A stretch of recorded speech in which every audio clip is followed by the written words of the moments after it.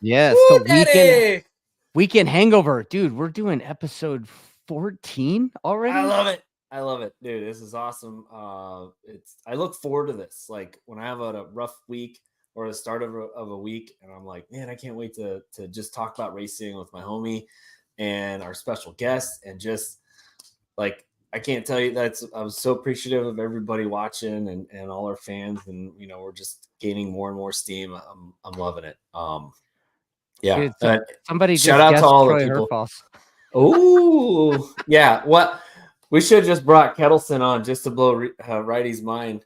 Oh, dude, that's not gonna happen. Like, hey, what's up, Chris? I gave that kid a lot of shit over the weekend, right? Oh yeah. Like I had a whole thing with them. I was like, dude, like, are you gonna sit there and let Matty Skultz do that shit to you all weekend? Are you just gonna get in his way all weekend? Dude. Yeah, I know. Yeah. Yes, we are live. Yeah, yes, we're live, dum-dum. Yeah, live. We get it, dude. Yeah.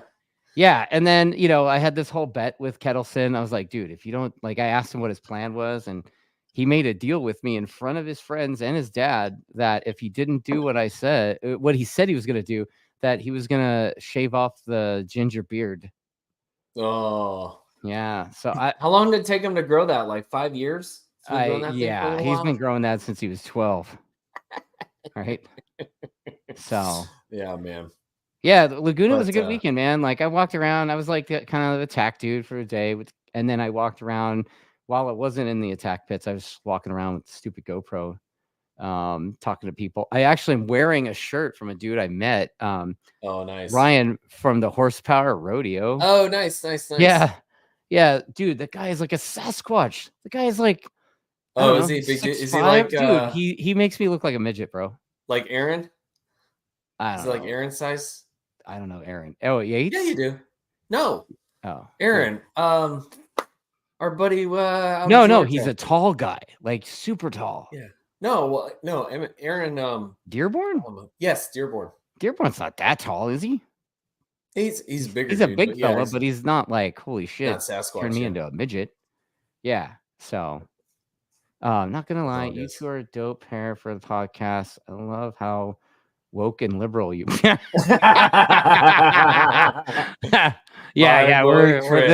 is. Chris what you can't see is Ricky Bobby's got a pride flag in the background. So like, this show is super woke. Or is it? There it is. Yeah. It was actually flown over the Capitol of the United States. Right. Back in the late 90s. Yeah. So a lot of racing though, I mean, obviously the Laguna Seca stuff. The classes continue to be stackeder than they've been in the past. And fucking World Superbike, man. It's like, okay, let's mail everybody a postcard from the top of the podium from Top Rack. Yeah. I know. Like that's just how it goes, But yeah, we're gonna talk about the action and all that. And yeah. So oh shit. Hey, who's this guy? Who's this guy? And he's on mute. What's up? Yeah. What's up? All right, everybody. You guys got to cue me in. I didn't know I was going to come No, we're not man. queuing, dude. We're just going to jump you in, I thought you guys are professionals. No, what this is hell? Dude, you're not looking for a professional show when you come on this show, bro. Like we have a distinct unprofessional flavor that we are proud of. We've got Bobby Thong doing it live from a van down by the river. So with Taco Bong. Bell internet. Bobby Bong. Yeah. Hitting the bong down by the river. Yeah, man. Yeah. Bong hits yes. the race. So I've known Adam Waheed for about 15 years. Unfortunately. And for those that don't know, Heed is a motorcycle journalist. I am freelance motorcycle. Something like that. No, I'm not that. What are you now? I'm a homeless guy. Oh, shut the fuck up. Well, your hair, I mean, you're working on the perfect homeless guy hair, I'm your token lib homeless guy. Oh, is that right? Well, we needed one of those, I guess, like the tick the box, I have an right? EBT card. Do you have an EBT card I can use? That's how we sign up for track days, right? Yeah. Oh, do you take EBT now for your track days? No, dude. So Man, I funny. didn't know it was gonna go here, but okay. Yeah. I love I'm it. rolling I up the love it. sleeves. Let's do this. Oh yeah. I like it. Yeah. So tell us, give us your elevator pitch on who you are and what you do. Yeah. Well, yeah, I'm a homeless guy who dresses up like a journalist or acts like a journalist once in a while. I work at Motorcyclist Magazine. It's the world's oldest motorcycle magazine, if you can ever even believe it. It just sounds ridiculous. And if you can even believe it, this month is the company's or our organization's 112th birthday. So it's been around since July 1912. Yeah, unbelievable. Unbelievable. Wow. So that's my day job. And yeah, I just kind of test ride bikes and make content on new motorcycles and motorcycle related activities. Dude, I've been seeing your TikTok stuff, and it's really fun because you do like the top 5 things or whatever about whatever subject. And it's I'm trying to be a TikToker. Yeah. Trying to be like Josh Heron. I want to have an OnlyFans. I want to make it big. Yeah, well, we had a guest on the show recently, Sammy Halbert, that he's doing the OnlyFans thing too, and he told us all about how it's better now and how it's like, a more direct way to communicate with your fans, and there might be some truth to that, but still. Does he drive a Range Rover? I don't know if I don't know what Halbert drives. I think he drives a van. He drives a van. I was trying to make a Step Brothers reference. Oh yeah. I want to get ass. I want to drive a Range Rover. Boats and hose. Yep. Yeah, man. Right on. Yeah. So, what'd you think of walking around Laguna, man? Like, what'd you think of the vibe there? Because it looked like it was attendance was higher than last year, at least on Saturday and Sunday. It's so funny, man, because I heard all kinds of different opinions. I actually heard from a lot of people that attendance was down. So really? I was hearing attendance was down. To me, it looked literally basically the same as last year. It looked the same as last year. Really? Which I thought was pretty okay. But, people were telling me that it was down. I asked a track official, right when I was getting ready to leave Sunday afternoon, I ran into this track lady. I'm like, what do you think? She's like, oh, it's about the same. So I don't know. Maybe I'm going to go with it's about the same. That's what I thought. That's what she told me. Yeah. So, yeah. But I mean, I walked around. I walked around with Gagne, like I do every year, and we go to lunch or whatever.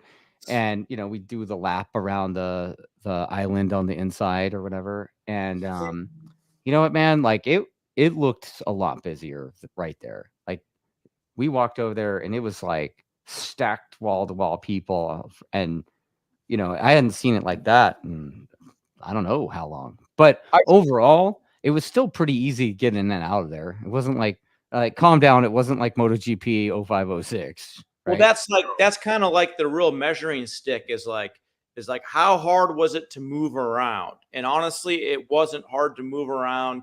It's busy when people are bugging you and harassing you about moving around. Oh, you can't. No. Yeah. This weekend I just cruising around wherever. I wish I would have went to the Ducati Island area. I kind of just you mean Harley Island? Harley Island. Yeah, I kind of just stay in the corkscrew, man. That's kind of like my zone. It's just the corkscrew, dude. Okay. Because you can see a lot of stuff from there. There's multiple viewing ports. They have that bar up there, so it's easy to stay lubricated. And it's just a good spot, man. So, I cruise the paddock, but mainly I'm just in the corkscrew kind of watching the racing and just checking out the cool vantage points that's WeatherTech Raceway, Laguna Seca, I'm really disappointed in myself for not going up to the corkscrew this year. I usually go at least once, but I didn't. Oh, dude, I literally just hang out there, dude. I love that. Really? Yeah, I go from like the corkscrew to Rainy Curve to the hill where you're looking down into turn 10, and then the other side of the hill where you're looking down into turn 5. It's just sick, dude. That's awesome, man. That's awesome, yeah. One of these days I'll make it. And from that vantage point, it's cool. Like Like the parking lot was, there's a lot of motorcycles, a lot of Harley Davidson bikes there, no doubt. All just parked nicely and organized. It's pretty cool to see, And then the weather was super bitching this year, dude. It was literally not hot and it wasn't cold. It was like 75 degrees, perfect, dude. It was like shorts and t-shirt weather the whole weekend, but not hot, but not hot, windy and cold either. Yeah, it was really good, dude. Yeah, great weather. And even the mornings weren't freezing cold. The evenings weren't freezing cold. It was good. Yeah. So Bobby, you want to jump into it? You want to get rolling? Yeah, let's get rolling, man. Really glad to have Adam with us, man. This is such a cool weekend to talk about. We got Donington World Superbike. It was an excellent weekend at Donington. The weather looked great. They had a lot of solid racing. All the heavy hitters were up there. And, somebody that I noticed that really kind of stood out and very consistent was Alex Lowe's. And I mean, it stood out aside from the guy that was like gone. I think that's a foregone conclusion now. Like, you think that dude's I think it's done. I think it's done. Yeah. Dude, Top Rack's got the bike. He's got everything running. And it's who's second, which it kind of sucks because I liked when things were a little bit more even because, and we'll talk about that with Superbike, MotoAmerica Superbike later. But when there is an evenness in racing with all the guys that are matched with their bikes and everybody's got their different strengths and they're all kind of equal across the board, the racing's amazing because dudes are having to throw Hail Mary passes and it's like, holy shit, this is the greatest pass ever. But then, when you got the one guy who takes off, it gets boring. And now you're paying attention to the guys fighting, second through fourth or whatever. And I mean, they were talking like on the announcer guys were talking about the race in 12th. Dude. Yeah.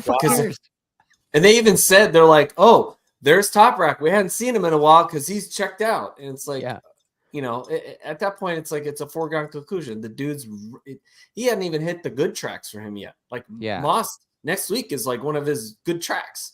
And Magny Core and all those other ones. So he's gone. I don't think he's got a weak. Do you see any kind of weakness in Top Rack's game?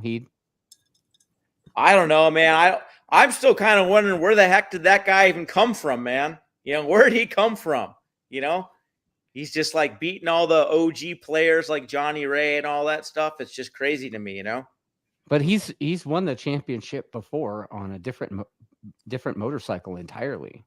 Right? I know it's just unbelievable. Like just how, it's just the Turkish riders, man. They know how to get her done. Well, that one does, right? Yeah. But then, Go back to what Kenan Safoglu Kenan crushed World Super Sport, but he couldn't get it done on a Superbike. Yeah. Yeah, but he did World Super. Dude, it was unbelievable for how many decades. He did it for decades, I think. It's unheard of at a high level too. Yeah. Yeah. Remember him on the Tenkate CBR 600RR? Who doesn't? I mean, that dude, like it was back when the Honda 600 was still kind of relevant. Yeah, glory days, dude. Glory days. Well, I mean, it was relevant up to about 2014, 2015 when PJ took the fight to him. That was the last year because 2014 Vandermark won it on a Tenkate Yamaha or Honda. So that was the last year. And they were always pretty up there. It just eventually got phased out that last year. But that was back 07, right? When Kenan was on the green and white bikes. Yeah. Oh, wow. Yeah, white with just a little bit of green accents, right? If I remember correctly. Kind of like a green too. I got a commenter in here. Matt Knutson said he was bored watching World Superbike, even with the mid-pack racing. It wasn't entertaining for him. Wow, interesting. I mean, sorry, you hate racing. Well, I mean, I guess he could go watch old episodes of Seinfeld, and Yeah, I know. Do you guys think about is going to retire? Did you guys say that? Like he's going to retire, or what do you think? Who's? Oh, Bautista. I didn't take a look at it. I think he penned. I think he penned another option year, but dude, I think he's done. If he struggled those 2 years on the Honda, and he hated it. And, you know, he thought he was going to retire then, but then Ducati brought him back in the fold and he won 2 championships. Now it's like, now he's struggling top racks on a bike. He's like, man, Yeah. I'll take my millions and I'll go home. You think Bautista's going to retire then? Oh, yeah. I mean, he's starting to look old. Yeah, dude, he is starting to look old. And he doesn't have that like snap that he had before. Am I crazy to say that? No, you caught it. You know what I mean, right? Like that snap where he just would let go of the brake lever and throw it into there, you know, and make it work. Now he kind of waits. He does shitty in qualifying. He never did shitty in qualifying. That guy's been racing forever. Yeah. Yeah. Like he's in his 40s, right? Like no, he's in his late 30s. Late 30s. Okay. Well, you know, I'd say keep going until you feel like you can't keep going. Yeah. It just Bulaga's he's got a run on it, and he's just gonna get better. You think so? Oh yeah. Dude, it's his first year, and the kid's like winning races and podiuming. So you know, Scott Redding had a hell of a weekend.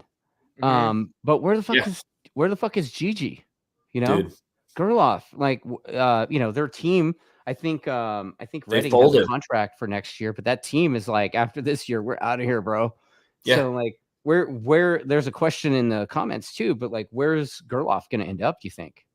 Captain Caps Locks comes in with his. Of course, it's Rick. Yeah. Comes back to America. Yes. Yeah, you should come back to America. Okay. As much as I hate to say it, and I know that those comments like really mess with them, but dude, it's time to come home, man. It's just not working out. You think it's time to go home? I mean, do you think didn't he do better on the Yamaha? Like, I don't know, like maybe it just doesn't suit his style or something. No, it doesn't suit his style, but maybe his crew hasn't, like what Bobby Fong was telling us last time, right? Like maybe his crew just hasn't, you know, figured out the secret sauce. What do you think, Heed? I don't know, man. To be totally honest, I haven't really kept tabs on that. You know, I know Gerloff, though. I know for sure he's like an international dude. Like he likes that lifestyle. You know, right. Remember how he learned how to speak Spanish and just like totally went, you know, all the way in, where a lot of USA dudes do not do that. Yeah. You know, so. You know, I'm sure he's probably going to want to make it work, I would think, you know, just because. Oh, he wants to stay. Yeah. I mean, there's probably more money there. Even where he's finishing, he's probably still making more money, right? I don't know, man. I feel like the Superbike racing's imploding right now, dude. You know, Kawasaki going away. It's just like, it's unbelievable, man. Yeah. What do you think of that whole, who did they partner with? Bimoda? Right? Dude, it's crazy. It's like you can't make this stuff up. It's like, what? It's like we're just gonna go custom framers now. I literally don't understand. I'm not trying to be political, but it's like the world is just going into full lib mode. And it's like, no. It's like, what? Like, it just doesn't make any sense, dude. Especially for the Kawasaki Ninja. It's like, if you're not there, where are you going to be? Like, you mean nowhere? Literally. Yeah. It's just like, it's crazy. Yeah. You know? It doesn't make any sense. The European brands are thriving. It's the Japanese brands that are not. Well, Kawasaki still, they still sell. That obviously everyone's kind of bowed out, but Ninja ZX6R, they came out with that Ninja ZX4RR, which I think silly, but like, they wouldn't have come out with that bike if there wasn't a market for it. So, right. You know, I'd have to say if there's probably any, you know, of all the Japanese, Kawasaki is probably doing it the most, even though that sounds kind of lame, you know? Right. But like, yeah, it's just Kawasaki. It's like their whole mission is to fuck with club organizations. Yeah. Like every several years, you know, it's like, it's Yeah, it's a 250 Prodi class. Oh wait, we're gonna have a 300. 400. No, now it's 500. Yeah. Oh, now it's 600. Fuck it. But now we're like, oh fuck it, we're just gonna have like a high revving 4-cylinder 400 now. Like, dude, it's just crazy, man. You're totally right, dude. You're right. Totally right. You know, because that's back in the day. Didn't they have a high revving 400? That's what they all had them. They all had them, dude. Yeah, the FZR 400 and the RC, the RVF, right? The RVF 400. No, it was the NC 30. Yeah, same thing. Yeah, the small displacement inline fours. I mean, a bunch of people had them. I mean, you can still get them gray market Japan somehow. Like they're out there. If you wanted to buy one and import them into America, they're there. You know, Iconic Motorbikes had a couple of them. I think they sold them. They had a couple. Iconic always has some shit, dude. Like, oh, dude, you know that NR, what is it, NR? Oh, the NR Oval, no, 750. Yeah, the dude, 750. Yeah. They've had like all of them. Like, yeah, I mean, I think they've had a dozen of those things go through there, and I'm like, where do you? Like, that bike is so rare, and they've had so many of them pass through their program. You know? Yeah. That bike's a cool bike, dude. It's so just don't you think? I mean, an oval piston V4. Yeah. What? You know? And it looks futuristic. What's that? It's not a cheap bike. It's a dude. It looks futuristic and like $150,000 bike, was, right? Yeah, and it had like those Ferrari, the Testarossa fins. Remember the Testarossa? Yeah, dude. Fins? You know, the bear claws. Yeah. Right.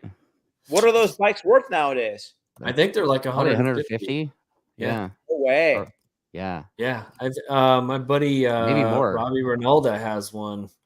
A couple CBXs as well. He's Mr. CBX online, but yeah, he's got a few of those. So here's another question. Smith Shot Racing wants to know, why do you feel HRC is struggling in World Superbike? Is it a lack of talent or the bike? Do you think Garrett would be good on the Honda? I think Garrett would be good on whatever he's on. You know, I think he'd be stoked to be riding whatever he's on. Yeah. Right. But I don't think the two Spaniards are doing very well. Even though they're on the ground a lot, right? Yeah. How is Honda sucking in every realm of crotch rocket racing? Except for MotoAmerica Stock 1000. What's that? Except for MotoAmerica Stock 1000. Yeah. That was good. Yeah. Aaron Yates' gigantic son just wailing. Oh, dude, the look on Aaron's so small. He's just like he's so big. He's just like not even in the bubble because he's too big and that bike's too small. And he's like the big shy dude. He's just like, oh, shucks, golly gee, you know, like super funny. And his dad, I talked to Aaron after, and they're like, about time, buddy. You know, like his long time coming, a lot of work going into it, and you know they're still doing out of like their converted old Ryder truck van thing that they sleep in. Yeah, you know, I know that one guy gave him a run at the very end. What was that guy's name who gave him a run? Jason Uribe. Yeah, dude, that was sick, man. On the Kawasaki. Yeah. He gave him a run. And then, he's on BMW. BMW? I'm sorry, BMW. Yeah. But isn't that like Kawasaki kind of green colors and stuff? No, like it's like orange, dude. It's like the ugliest bike on the grid. Green, I'm sorry, Orange Cat. That bike is ugly. Sorry. It's like Sherbert bike. Yeah. It looks like a push-up. Yeah. Right? Yeah, but he almost gave him a run, and then that Lapper dude kind of balked him, and that was it. But yeah, he was making a run for sure. It was cool to see Aaron Yates' son, Ashton Yates, just not cracking under pressure. That was cool. Like, he was right on him for a second, and he didn't crack at all. I thought, oh, maybe he might crack because, you know, that's how it goes when someone's right on you sometimes. Yeah. You know? So Uribe's doing good. You know, I mean, you know, he also scrapped a bit with Hayden the day before, and, you know, he's won a race. He had pole, right? I mean, Uribe is ripping, but, man, I sure hope he figures it out, man, because, you know, there's one more round of Stock 1000, and I had him on the show, and he said that if he doesn't win the championship, he's basically fired. Are you serious? Yeah. Jeez. Yeah. Well, so let's roll into MotoAmerica Laguna Seca then. Okay. I think that, you know, I think we since two out of the three of us on the show were there. Yeah. No, and I think there's a lot more stories that came from there. I mean, yeah, man. World Superbike was like, it wasn't boring. I mean, I don't think it was like the Top Wreck show. We get it, you know. Yeah.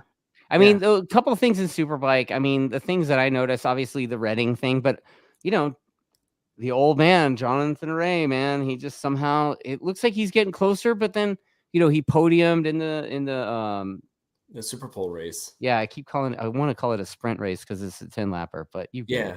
Yeah. Remember a couple years ago when he was unstoppable? Remember that? Yeah. That era? Mm-hmm. Yeah. It was the X10. He never really got away, but he was always at the front. Yeah. No, he got away. Did he get away? Yeah, but then when they, you know, last year he didn't do very good on the Kawi, and then this year on the Yamaha, you know, he's been not stellar. And I think I thought he'd come back trying to win race or whatever, but I think I don't know. Andrew Pitt. That's who his crew chief is. I suspect Johnny Ray and Scott Redding actually, you know, their success this past weekend was because it was like their home track, you know, but I don't know. I'd like to, what do you guys think moving forward? Do you think a guy like Johnny Ray is going to get back up to pace and be in the hunt, or do you think he's going to be battling for 6th through 8th? I mean, he's a world champ. He's, you know, that guy for sure ride a motorcycle. I mean, you see him dirt bike, he goes off huge jumps. Like that guy can totally ride. It must be the bike or the team or something, dude. Or maybe he just needs a secret sauce. You know, there's something that they haven't found his window yet. You know? Yeah. You know, who would you say is really killing it? Like, what team's really killing it in World Super? Oh, sorry, I know we were segueing to MotoAmerica. Oh, you're fine. Who do you think is like really killing it in World Superbike? Like, what team do you think is just right doing now? the best? Yeah, I mean, the Ducati team seems to have it mostly switched on. I mean, because I can't really say the BMW team's killing it, because there's one dude. There's one dude getting it done, and look where his teammate finished in the way back, like 10th, right? 9th, 10th. Yeah, 12th, 13th, something like that, way in the back. Yeah, I think Ducati, the factory Ducati team has probably the best, because they're winning the team championship. So their guys are finishing most of the closest together at the front. So, and then I would say in third would probably be Lowe's team, right? Because you know, but then again, only Lowe's not that great. Yeah, the other guy's not doing shit either, right? Mm-hmm. So anyway, so team I think GRT, I think the Yamaha team guys are working GYTR. GYTR, because Remy Gardner. No, the GRT team, it's like GYTR, GRT. I see it. Remy Gardner and Dominique Agerter. Yeah, those two guys are doing pretty solid. Yeah.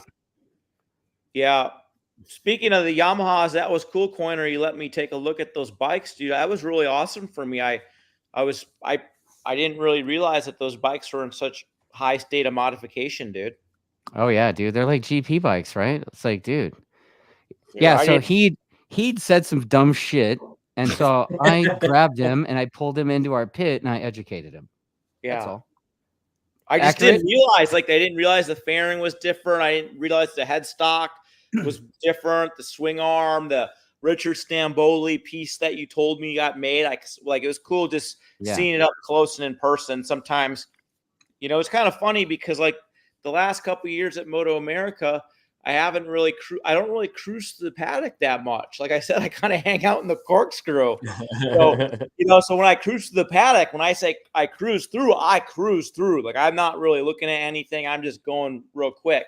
So it was cool to see the bike up close and personal. And as I was riding home on Sunday afternoon, I'm like, I gotta make more effort to look at those bikes up close and personal. Because I nerd out on that shit. Like, I totally geek out on that stuff. But I forget. I get spun up in my thing, and I'm like, they're the same. They're stupid. Who cares? You know. And then I saw them, like, whoa, you know. Yeah. Up close look made you change your opinion, maybe. Yeah, no, up close look for sure. It's kind of like, you know, like it's just like the whole sport bike world now is just kind of BS now. It's just BS, dude. Like everything kind of just sucks. No one makes any good ones. And it's just like, that's kind of why I kind of get off put it. Remember the glory days? Like everyone had new stuff all the time. So you're like, oh, it's always new. Every year's new. Yeah. Like every 2 years we get a new design of whatever. Yeah. And now you go to Laguna and it's like you have some manufacturers doing demos, and it's the same thing across everywhere they go. But dude, that brand with like the weird 450s and shit. They have the biggest CF Moto. Yeah, dude. CF Moto is like the biggest demo rig. Dude, I was tripping out on that. I saw that. Like I saw the KTM semi truck with their big tent and Yamaha Cowie and CF Moto. I'm like, what? I'm like, dude, that's crazy to me. I'm like, where do Chinese bikes are coming in strong. Yeah, like where do you even buy them? Like who knows? Oh, they're all over.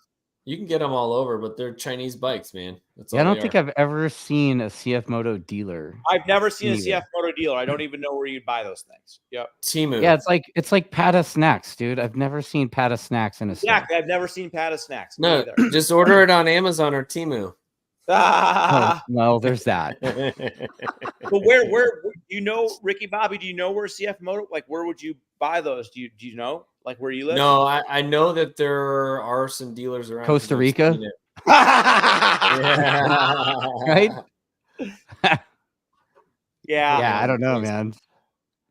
I don't know. Changing. Yeah, so MotoAmerica, you want to talk about Superbike? You want to talk about Stock 1000? What do you want to talk about, Bobby? Dude, I think we should talk about Stock 1000 because I think that was a really good 2 races. Hayden checked out in the first one, but I think the real story was Jason Uribe's consistency and Ashton Yates getting his first win, man. That was awesome. That's cool. I agree. And shout out to Bryce Prince for being on the box day one. Yeah, I know. He took it from Ben. Yeah, I mean, like I gave Ben shit about that, but whatever. No, Ben rode as solid as he could. I think he got Bryce in the second race, but Ben made a hell of a pass on Andrew Lee in the corkscrew. That was wild, dude. Man. He shoved it in there. I was like, dude. I was standing watching that race next to Halverson, and we both had a comment about that. So You're I was like, all right, bro. Oh, dude, he sent it, man. I was like, dude, go. Yeah, he held on for a little while, but then he kind of faded. But Andrew Lee. Yeah, Andrew Lee. Yeah, another local. That Stock 1000 race is full of a bunch of local California dudes and club racers who go pro, for the weekend or whatever. A couple of them have been doing the whole season. So a couple of guys I know, Ty Bankford on his R1, Mike Bishop and Manny Segura, he crashed sadly. Andy, Manny is throwing bikes down the road, man. Like he is. He's pushing. He's pushing. It sucks. I mean, he's a underfunded program and he rides really hard. He's riding better than his results are showing, I think. At least he's on a Suzuki and the parts are cheaper. Yeah.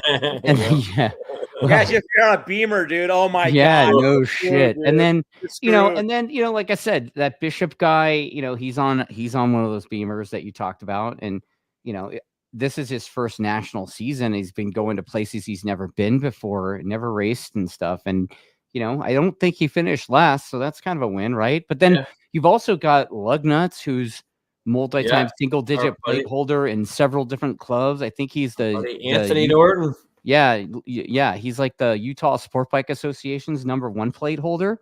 So, Lugnuts is out there getting it done. And then a local guy, it's another guy who's kind of come up through, coming up through the amateur ranks and stuff. Jason Rodriguez, also another Bryce Prince army of dudes. Dion did really well. Dion, right? Yeah, Dion Campbell. Yeah, so I mean, they're all local dudes just out there at the national getting it done. Mid-pack guys, solid mid-pack. Yeah. Dion Campbell, he was doing good lap times, 126.307. That's like right in the mix. I think so. Yeah, for sure. That's a pretty solid lap time around there. For sure. So I mean, it's cool to talk to the locals. I went and stuck a camera in all their faces and talk shit with them. I don't think Were you vlogging, dude? Oh, shut your mouth, dude. You're making fun of me. Are you a vlogger? Oh my, kind of, I guess. I don't know. I'm just like, I don't know if I want to call it that because I'm just a dude with a GoPro in my hand and it's like, hey, no. It's just me and my buddy, we have a funny joke. It's like a joke. Like, oh, you vlogging? Like, oh, I'm a vlogger. Yeah, dude. Exactly. I hate it. I hate that. Yeah. But a lot of club guys from California and Arizona, coming out and doing the national at Laguna. And I think it's awesome. I mean, those guys are putting in the work, and the lay person who doesn't really know and is not connected in the sport, all they see is the result, right? So like, say such and such guy is like 14th at the national and they're like, oh, that guy sucks. But then if they were to ride with that dude, Michael Gilbert. Yeah, dude. Oh, Michael yeah. Gilbert, right? Yeah, like Michael Gilbert, like Michael Gilbert literally riding a stock Honda street bike with bodywork on it. He's gonna be that's one of Jeff's bikes. He bought one of Jeff's bikes. Oh, did he? Yeah, that's one of May's bikes. Yeah. From last year. Stock street bike Honda with like, he had no spares. Michael was telling me, he's like, dude, I have literally no. He's like, if we drop the bike in the pits right now, we don't have enough parts to put it back together. And didn't he crash? He crashed on Saturday. I probably did he? I don't remember. Yeah, he crashed on Saturday. Yeah, just get a Gixxer, bro. Yeah. You could. He had one. So you'd have a second Gixxer on the grid. Is that what you're looking for? I don't know. It's just. I think Manny might be the only Suzuki there. Like there, my buddy Will Posse's racing his Gixxer. He was at Road Atlanta and Road America. He had a back crash at Road America, and then he was at Barber. So yeah, does Suzuki not offer contingency? I don't know. Yeah, nope. I mean Suzuki's kind of like fourth tier now. I think maybe below that. Wow. But cheap parts. But cheap what's crazy, you know how the money is, right? Like the best money right now is Honda. Like, I mean, dude, Hayden Gillen's probably the highest paid racer in the paddock right now between Honda and his Harley stuff, right? Like he's probably raking in the. As far as the Honda is concerned, though, Ashton just took home $10K, man. Dude. Yeah, well, that'll get him. That'll pay for the gasoline in that thing all the way home. Yeah, to get back home, and then some a little bit. That's what Honda contingency is. Oh yeah, Honda contingency is crazy. You remember when? Do you remember Do you remember like, I don't know, 10 or 15 years ago when Cowie came out with just insane money? It's like that now. Dude, I mean, there was periods where they would all go crazy in different years. And then they would go crazy, and then all of a sudden they would just stop, and then they go crazy again, stop. It was like, what? Like, why wouldn't you just have like even keel, consistent style? Wow. You might actually have people buying new bikes. Yeah, I mean, racers anyway, right? Well, no, that was the whole point. Is you buy a new bike, you race for money. And then you get the amount of racers, and then you sell the bike. This big. I know. The amount of racers is this big, and like no matter how much money they offer the racers, if we all go out and buy bikes because money is paying, that still doesn't make up for the fact that the general population is full of pussies. Yeah, but back in the day when bikes were cheap, like I remember, when I was a youngster, like. You'd buy a bike for, $7,000 and they'd offer contingency. And then it would be like, you'd be motivated to try. Your bike was only $7,000. You know what I'm saying? Right. Like now the bikes are what, $20,000, and then you got to build them. It's just like, it's just a different era, dude. Yeah. You got to spend a shitload more money to get the thing going. And the amount of value in that, if you were able to win on it, is significantly less. Yeah, because they were still probably paying about $1,000 back then when your bike was $7,000. You spend 50 grand to build a bike, and then you on a race weekend, if you win $500. Well, $1,000 for like a win or whatever. That's, I mean, if your bike's only 7, that's that's a seventh of the bike. That's a lot of money. Yeah, and then you factor in tire, like they were giving $250, and then whatever Galfa brakes you something, and it makes that. And that was when gas was $1.50 a gallon, dude. So dude, that Oliver Anthony. That Oliver Anthony. Just about to say that. Right? Oliver Anthony looking dude was like, yeah, Suzuki Contingency is back for 2024. So I guess we all stand corrected there talking shit. Yeah, I know. Oh, well, that's cool. Oliver Anthony, dude, G8? throw the numbers out there, dude. Like, tell us what they're paying. Is Rocco's getting paid for riding that G8R thing? Dude, Rocco's probably getting paid that, and if there is money there, but then I'm sure he's getting paid from Terry, right? Oh yeah, they do. Suzuki Motor USA is offering $1,000 for Superbike win, $2,000 $4,000 for second place, $3,000 for third, all the way to fifth. And then for super stock, it's $1,000 for a win, $750 for second, third for third, $500 at the national. Yeah, it's not really even worth it, honestly. Right. Yeah. See, what's $1,000? That's not like club racer stuff, right? I mean, yeah, it's like 120. No, but that's at a national. But yeah, you're right. I know. It's like club level winnings at a national. BMW was doing $2,500 to win at a club race. Right. Yeah. Wow. Yeah. I mean, shit.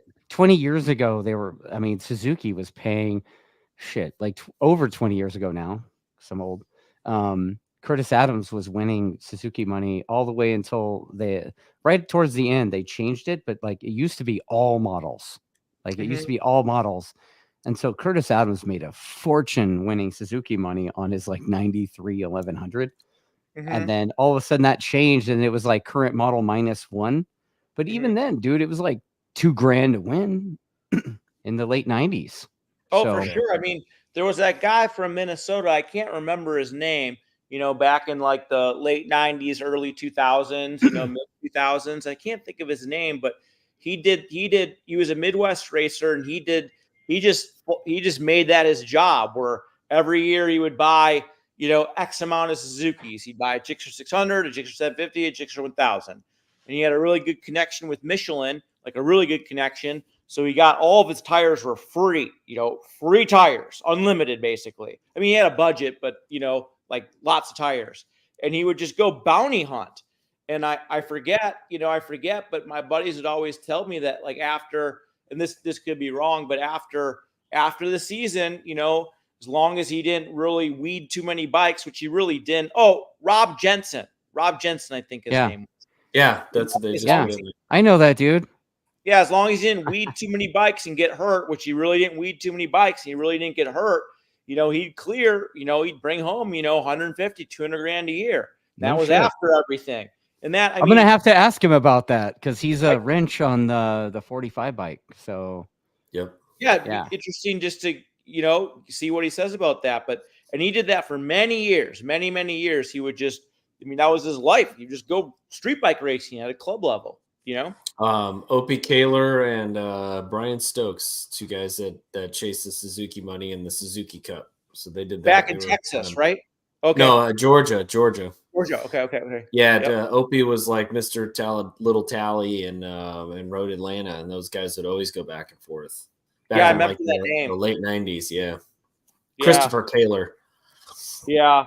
To be fair, though, it's kind of a double-edged sword, because in theory, I guess the manufacturer, they can't really offer a lot of contingency. You wouldn't think, because people don't buy those bikes in mass quantity like they used to, Right. Yeah.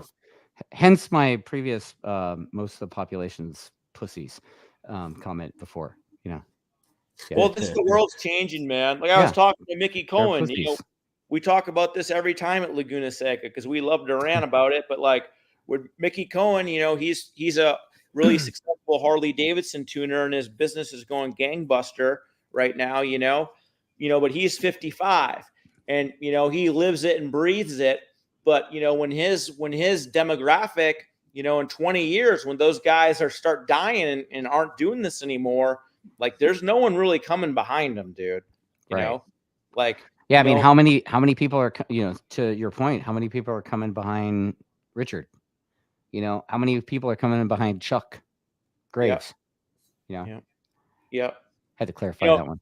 In our generation, we like doing it, but then like who's coming behind us? Like there are some, but there's not a lot, man. There's not a lot. Like not like back in the days when a lot of people, I don't know. It just all depends on your friend circle too. Like we've dug ourselves into quite the rabbit hole here. Yeah, I know. Yeah.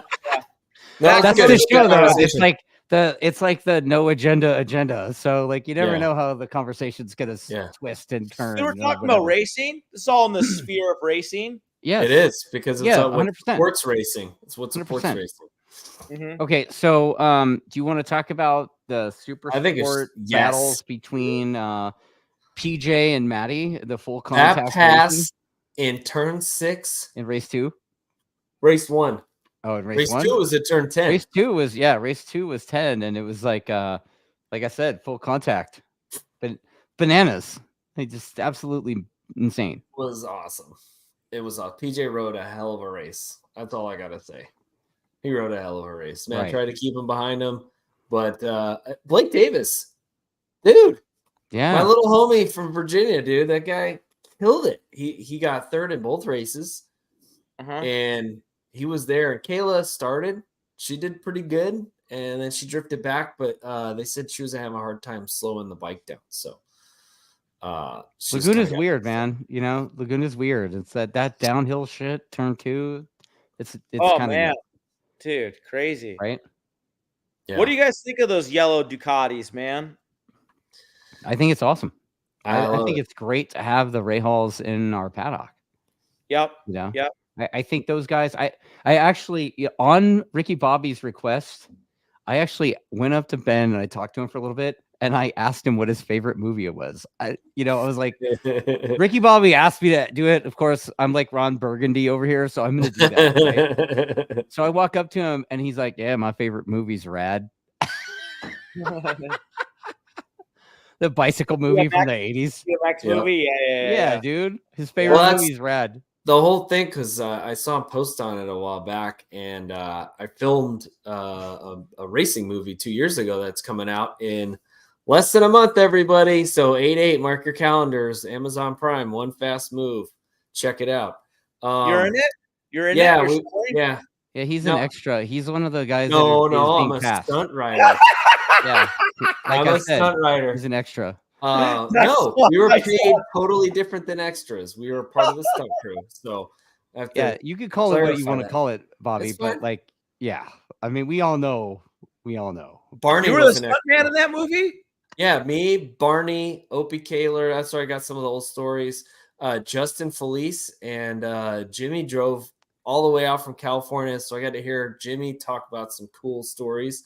And then we had a bunch of my club racing buddies, and so the guy who did all the stunts for Rad, who was the stunt double for Lori Laughlin and Crew Jones, he was hired before the actor was. So the actor known facts, everybody.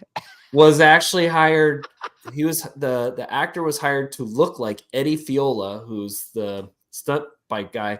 So Opie brought one of his many BMX bikes down to the racetrack, because we were at Road Atlanta for like 6 days, just riding and filming and all that stuff. So I got videos I'll send it to you, but they have videos of Eddie doing the tricks on the BMX bike and actually Opie doing them too. So it was the dude from Rad, and we were all geeking out about it. Yeah. He's been working stunts for a long time. Yeah. Yeah, dude. So is that movie going to be any good, man? I hope so. I mean, it was all the motorcycle sounds were straight from our bikes. They weren't dubbed over, and they really tried to. There was no CGI. All the stunts were live, so they dragged a bike down a hill and made it look like it was on fire, all that stuff. So, once you watch the trailer, you'll see some of the footage, but there's a storyline behind it, and there's a couple big name actors in it, but for the most part, I still have to check out the trailer. I have it on the screen. Dude. I'm a dick. I've been busy, man. I didn't even hear of this thing. I just started reading about it right now. Coming to Amazon Prime August 8th, 2024. Yep. Okay. Yep. It's been in the works for 2 years. I love how Heat is like coming with the heat, and he's bringing in like the facts and numbers. Facts and it's cool to learn about what's coming out. On a related note, do you guys see that Bike Riders film? I haven't seen it. I wanted to see it. Watch it. I saw the trailer of it. Yeah, it's a sick movie. It's good. It's really good.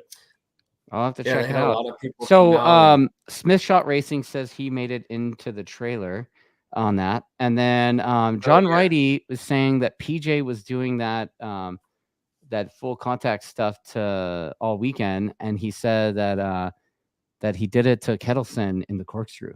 So, but then again, Kettleson was getting in the way of Matty all weekend. So, like, he kind of, you know what, man, like.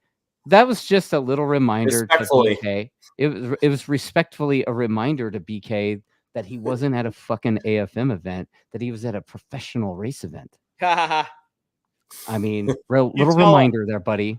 You know, tell him. I'm just saying. Oh, Skoltz. Skoltz is the one that did it. Yeah. Well, Skoltz, you know what, dude? Kellison was in his way, man, all weekend. Yeah. So gotta move out because Matty got tripped up going up the hill, and that's what brought PJ back in. So, yeah, Kettleson rips though. Like the reality is that dude wins everything at AFM, right? Yeah, and then you go, on a 600 and do a national at your home track supposedly, but he's also having a ride on Dunlops instead of Pirellis. Yeah, different ball game, right? Yep. And he goes out there and he does what he does. And gets in the top dude's ways, but also the grids. I think the grid in that class also is more stacked. They had they have an A and B qualifying too? I don't remember. I wasn't. I think they had 2 qualifying, so it means they had like over 40 riders to try out. So probably swinging dick in their 600 was going out there to try to qualify for nationals. Oh yeah, of course. Like Barbara. When are you guys gonna start talking about the baggers race, man? Dude. Our boy Rocco. Rocco on the box, dude. Podiums twice, a second and a third. I know you're a big bagger guy, Coiner. Oh yeah, dude. Yeah, you know me, dude. I'm all about the baggers. Woo! Your Marlboro Reds in your pocket. Yeah, Palm Mall non-filters actually. You took them out, right? Oh, you put them. No. Yeah. He's one of the. I put him in the sleeve of my other t-shirt. No, he's one of those hippy dippy guys who smokes those American spirits. Yeah. Or is he like the Virginia Slims? Dude, I got a 12-pack of Diet Coors and a pack of Pall Mall non-filters, and I'm ready for action. God. Isn't that what your dad smoked? No. But dude, the baggers, I mean, it's pretty crazy watching their efforts because the top teams anyway, obviously the factory Harley Davidson team, the factory Indian team, and then the Vance and Hines team, they're quite a bit above everyone else. Yeah. I mean, basically it's them and then and I say everyone else, and like I would say 4th place on that would be the Saddleman team. They're putting in some serious efforts. Kind of lame that there's only 9 people racing in that thing. I guess there was more. There was more, but they DNF'd. But right, this is not a lot of people. You think like Superbike and Superstock and Supersport are bad? Like, dude, there's not a lot of people just competing in that. Yeah, I don't know, man. I don't know how that. I don't know how because the amount of money it takes to be in that class to prepare one of those stupid things. Totally. They're more. I mean, to prep and build one of those things like that's $100,000. No, dude. Sean, try more than that, bro. More than that. The factory. You think the factory Harley and the Vance and Hines are only $100,000? You're out of your fucking mind. $50,000. So that the cost of entry on one of those things is more than a Superbike. Yeah, and that's why you've got 9 of them. And I don't know how that class lives, honestly. Like, I don't know how it continues to go when there's nobody. Even Barry is saying that they're building one. They're already into it for 130, and they're not done yet. Well, it lives just from the fans. I mean, not trying to be a hater, but no one really cares about the crotch rocket racing there. I mean, right? We're there. Whose fault is that, though? I mean, I don't know, man. It's just like life's crazy, dude. You know, Yeah. life's just wild where it's just there's no rhyme or reason for why people like what they like or why they like it, and then they stop liking it, and then like this instead. Just shit just changes, man. Well, what I'm saying is, what would happen tomorrow if the manufacturers up and decided to stop? Which that's what's because those teams, those the factory Indian team and the factory Harley team are actually they're the only two factory teams in the paddock. Everyone else, no other factory. What other companies make baggers? Paddock completely. Like the Yamaha team is Attack Performance, and Yamaha they're like the official. They're the official factory effort. No, that's a really good point, Pointer. That's a good point. And the Suzuki team, it's not Suzuki, it's M4, and it shows. And the is that a burn? Is that a burn? The Ducati team, same thing. Their effort is Warhorse HSBK. There's not really. It's not factory Yamaha anymore. It's not factory Honda. Factory, the factories aren't there to support it. And in the Harley world, the baggers, it's like, dude, it's factory Harley baggers and hooligans, right? So for sure. And Indian. So I can go, man. Sorry, go ahead. Attack doesn't have any engineers from Yamaha, right? It's just strictly. Dude, the engineer at Attack is the guy that I talked to the Wednesday night after the show. Marshmallow, right? No, the engineer is Richard Sampoli. Well, no, I meant like he actually is an engineer. I know, but I'm talking about just somebody from Yamaha.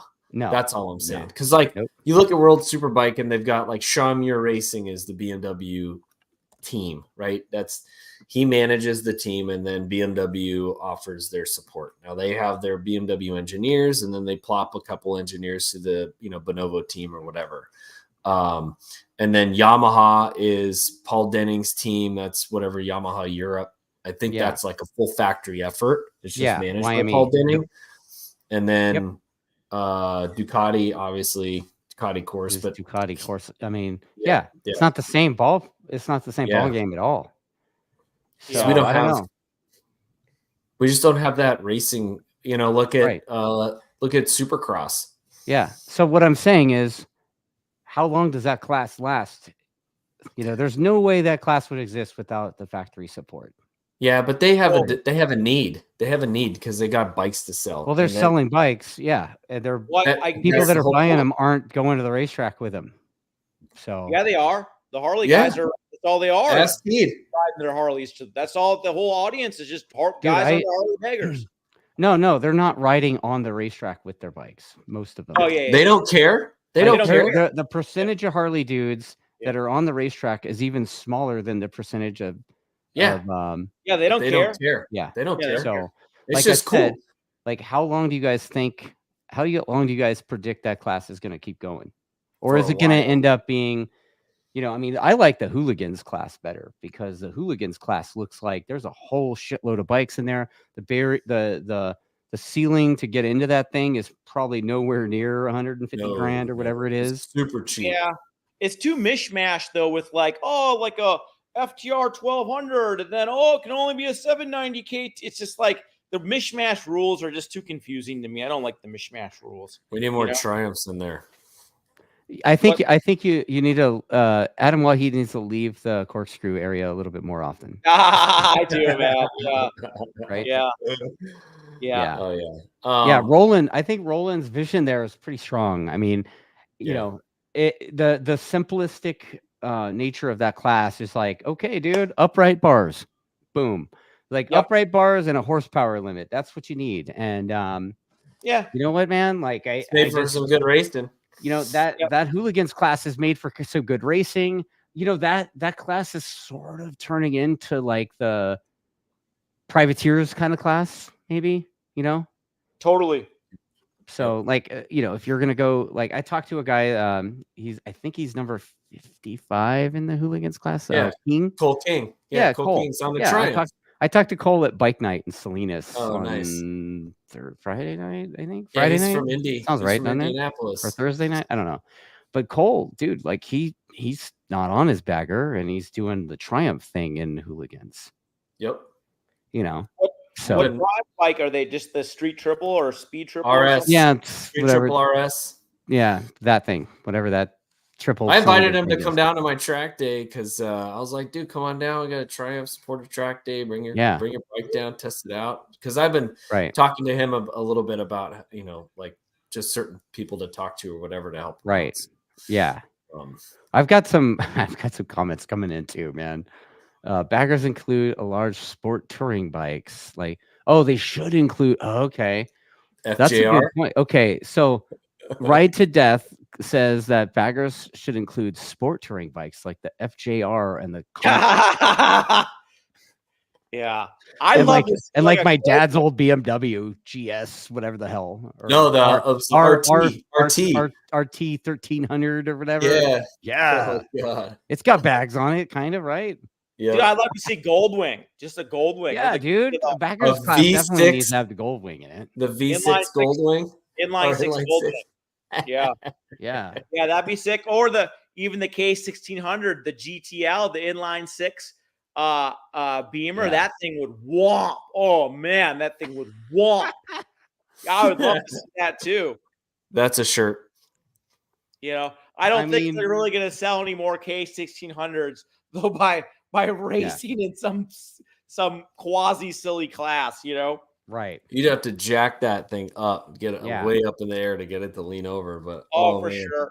Yeah, shaft driven race bike, that'd be sick. All right, so I'm trying to reel the show back into back into on course. Are we ready to talk about? We're branching out everywhere, man. Like we're ready to talk about sport bagger. I mean, should we talk about Superbike? Yes, and I've got the racing in MotoAmerica Superbike has been. I got a quote that I'm supposed to mention that. Oh yeah.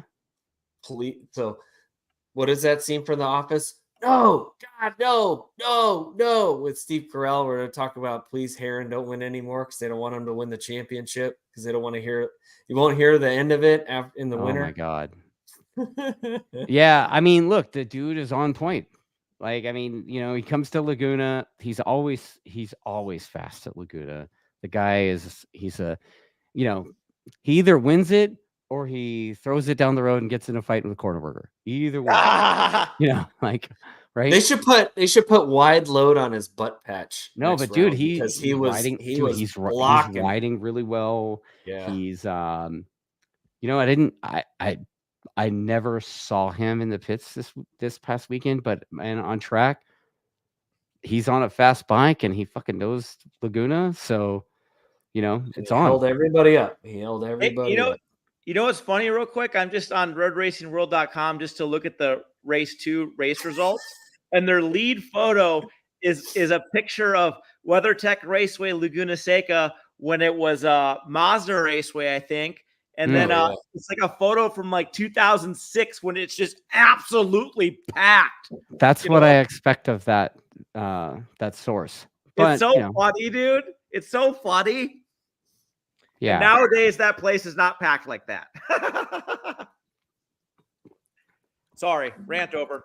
Yeah. So you mentioned Bobby before, and in our little email chat, and on our little stupid promo video, you're like, Bobby, I think he's back. Yeah. You know, can be, man. That dude he's so menacing, dude. He's like, it's like when he gets behind somebody, it's like the fucking Jaws music comes on. Yeah. I thought, right? I mean, I was waiting for him to pass Heron. Dude. And then he just couldn't do it. I was like, what the hell, man? Dude, it did look like he got brake checked at the top there. Like, towards the end. Like, it was ugly. Heron knew where to slow down where nobody could make a pass, and then he would just shoot away to the next corner because he got the bike with the squirt. Right. That's it. Yeah. But, you know, Cam Bovia got the win on Saturday. Oh, yeah. Yep. I think it was in a really impressive ride for Peterson because, you know, he kind of saw SDK move, and so he kind of moved a little bit. So they both got the penalty. So even with the penalty, CP ended up on the box. That's fucking awesome, man. That was like, I'm stoked to see that for him. And he was on fire, dude. He was all fired up. And unfortunate what happened to him race 2. He shit the clutch or whatever. Is that what happened? Okay. Yeah. They were mentioning it was a possible arm pump thing, and I'm like, yeah, no, they're morons. But I mean, I'm standing there on their wall, and like you hear him go by, and it had that mechanical yo-yo sound. It was like, like, it sounds like fun, And then he came in that lap, so yeah. But yeah, like good for them. The guys that were on the box that day, and Jake was holding up on the second race, man, dude. Gagne somehow. It's so crazy how Gagne is still in it. Yeah. I mean, dude, is what is it, 15 points? Yeah, maybe? 15 points back still. Yeah, he's 15 points back, and he hasn't had his arm work all season, basically. Yeah. He said he screwed it up even more. Oh, yeah. And he's working on, I guess he's getting it worked on today. Yeah. Or already had it worked on today. So yeah, they made the announcement. There's quite a long break. So, hopefully Jake comes back and he's like the Jake that we know from the last several years. Yeah, what's going to be interesting is everybody going to mid-O, and the only guys that have really raced there is Josh on Superbike. Oh, yeah. I mean, that's crazy how long that dude's been racing Superbikes. Yeah. Right? Yep. Who's that again? Heron. Oh, dude, I was thinking about that, on my ride up or on my ride back. I was thinking just about that. I'm like, it's literally, it's mind-boggling that he's still, number one, that he's still doing it. And number two, that he's still good. He's like, he's still really good. It's just amazing how he's been able to like redefine himself and not get burnt out, and just like it's just, I don't know, man. Josh he's an awesome. I like him a lot, and it's really cool to see a human being who's just still at it, dude. Valentino Rossi style almost, Dude, how about Fonger though? Like Fonger he came into the weekend leading the championship and chucked the thing into the scenery a bit. Yeah, that first race that sucked. Man. I was so mad. Yeah, I mean it happens though, right? Like I have been on camera and I've talked to him before on the show, but he talks about like the tracks that he likes. So Fonger likes those shitty bumpy tracks like Brainerd, but he hates awesome tracks like Laguna. Like isn't he from up there? He's from up there. He's like Sacramento, isn't he? Yep. Yeah. But he likes dude, if we did a national and half the races were at Buttonwillow, Bobby would be you know what I mean? Yeah. How is that place these days? Not to get off topic, how's that place? It's good. It's Buttonwillow still. So you know where you got to wheelie over certain stuff and good to go. Right? Yep. Cool. Yeah. Anyway, so the Superbike race though, dude, like both of them really, nobody gets away anymore. There's no getting away. It's not like the last several years with the current number one plate holder, where after 2 laps he's got a 4-second gap on second. Yeah, it's not that anymore, man. So good at that getting that second and a half in that first lap, he was gone. Well, then also you got to remember too, like he was able to do those. I mean, the times still are slow to me. Like they still look slow. Lap times, except for the record-breaking lap time of a 22 on a Superbike, dude. What was that in? Was that race 1 or something? No, that was qualifying. Was a 22.5. Oh wow! Yeah. So I mean, lap times are slow too. Then I think overall, yes. Yeah. Like race distance is probably slower. I don't know. It just seems slower. The one thing Gagne was able to do that nobody's been able to do since is that back in the day, up until his arm thing anyway, like he could go out and throw down that lap after lap after lap for most of the race. And that's what would break everyone else, because nobody else could hang that kind of pace, right? Mhm. So, yeah. Anyway, Yeah, I think Cam, he's got like 50 some points to claw to get back into the lead. So I think that's going to be quite a big ask. Because they've only got like 6 races to go. They got Mito, Coda, and Jersey. yep. So that's only a possible 30 points. So I don't know, man. That's a lot. People got to crash. But there's quite a few dudes still at the front. Jake, Josh, Bobby's like 24 points back or something like that. Cam P, he's in there too. So there's quite a bit. Dude, it's still so tight. You know, Fonger said it best a couple weeks ago, but he's like, dude, nobody's getting away. Nobody's getting away. It's going to be like this. And having Heron win this past weekend, now that makes it so this season, this is the first time I can remember having Campobier lead the championship, then Gagne led the championship, then Fonger led the championship. Now Heron, that's 4 different dudes leading the championship in the same season. Yeah. When was the last time that's happened? On 3 different manufacturers. I can't recall. You guys want to hear? You guys want to hear a cool stat real quick? Yeah. Coiner was saying, oh, the lap times are kind of slow. And I was kind of peeking at him too. And like, God, those lap times that's what they were doing a long time ago, kind of. Right. Well, they're a little faster now, but back in 2005, so 19 years ago. Oh, the MotoGP lap times? No, it's on Superbike. On a 2005 GSXR 1000, 19 years ago, Matt Mladen did a 124. So it's just great. Isn't that mind-boggling how 19 years go by and you get a second?